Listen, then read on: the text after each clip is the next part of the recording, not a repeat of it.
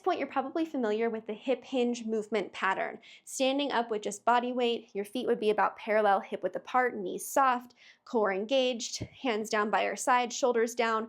Drive your hips back, so cut at the hips, driving them back, allowing your torso to come forward and lowering down to about just above parallel with the floor, or maybe you're not quite at that depth. Either way, drive your feet into the floor to come back up to standing.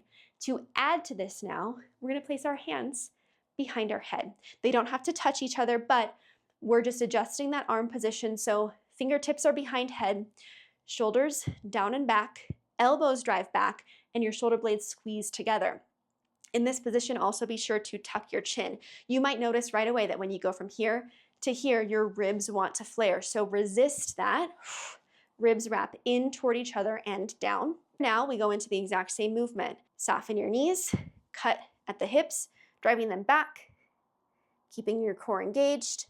We're resisting the urge to round our back. We're resisting the urge to arch now that our hands are up. We're also resisting the urge to let those elbows come down. So lower down, come down to your own personal depth. The lowest point would be about parallel or just above parallel to the floor, I should say.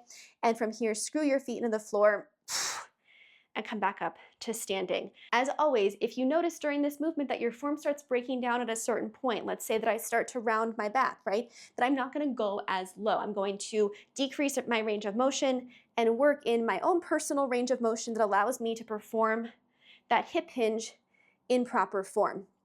If you notice that your form is breaking down because of this hand position, you can try it with your hands forward of you, lower down and up.